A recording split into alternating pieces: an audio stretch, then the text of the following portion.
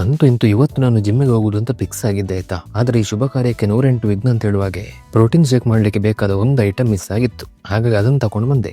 ಇಲ್ಲಿ ಬಂದು ಹೊರಟೆಲ್ಲ ನೋಡುವಾಗ ಮರ ನಂದು ವಾಟರ್ ಬಾಟ್ಲಿಂಗ್ ಕೂಡ ಮಿಸ್ಸಿಂಗ್. ಮತ್ತೆ ಸುಮಾರು ಹೊತ್ತು ಹುಡುಕಿದ ಮೇಲೆ ನನ್ನ ವಾಟರ್ ಬಾಟ್ಲಿ ಸಿಕ್ಕಿತ್ತು. ಹಾಗೆ ಬಾಟ್ಲ್ ಎಲ್ಲ ತೊಳೆದು ನೀರು ತುಂಬಿಸುವಂತ ಹೋಗಿ ನೋಡಿದ್ರೆ ನೀರೇ ಖಾಲಿಯಾಗಿ ಹೋಗಿದೆ.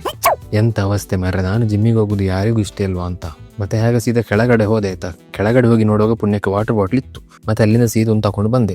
ನಂಗೆ ಈ ರೂಮಿಗೆ ಬಂದಾಗ ಆಲ್ರೆಡಿ ವರ್ಕೌಟ್ ಮಾಡಿದಾಗಿತ್ತು. ಎಲ್ಲ ಹಾಕಿ ನೀರು ಬಾಟ್ಲಿ ಓಪನ್ ಮಾಡಿದ್ರೆ ಅದು ಕೂಡ ಹೀಗೆ.